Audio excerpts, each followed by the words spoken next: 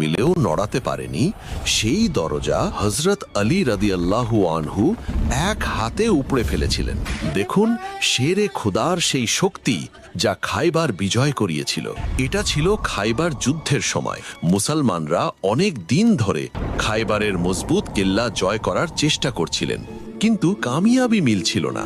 বড় বড় সাহাবারা গিয়েছিলেন, কিন্তু সেই কেল্লা জয় করা সম্ভব হয়নি। তখন প্যারে নবী সাল্লাল্লাহু আলাইহি ওয়াসাল্লাম এমন এক ঘোষণা দিলেন যা সবাইকে অবাক করে দিল। তিনি ফরমালেন, আগামীকাল আমি পতাকা এমন এক ব্যক্তিকে দেব যে আল্লাহ ও তার রসুলকে ভালোবাসে, আর আল্লাহ ও তার রসুলও তাকে ভালোবাসেন, আর আল্লাহ তার হাতেই বিজয় দান করবেন। সকাল হলো তো নবী সাল্লাল্লাহু আলাইহি ওয়াসাল্লাম হযরত আলীকে ডাকলেন। সেই সময় হযরত আলীর চোখে প্রচণ্ড কষ্ট ছিল, তিনি কিছুই দেখতে পাচ্ছিলেন না। নবী সাল্লাল্লাহু আলাইহি ওয়াসাল্লাম নিজের লোয়াবে দেহেন তার চোখে লাগিয়ে দিলেন, আর তিনি তখনই একদম সুস্থ হয়ে গেলেন।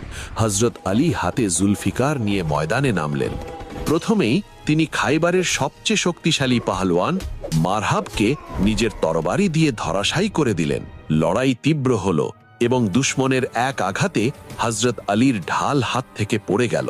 তখন শেরে খোদা সেটা করলেন যা মানুষের শক্তির বাইরে ছিল।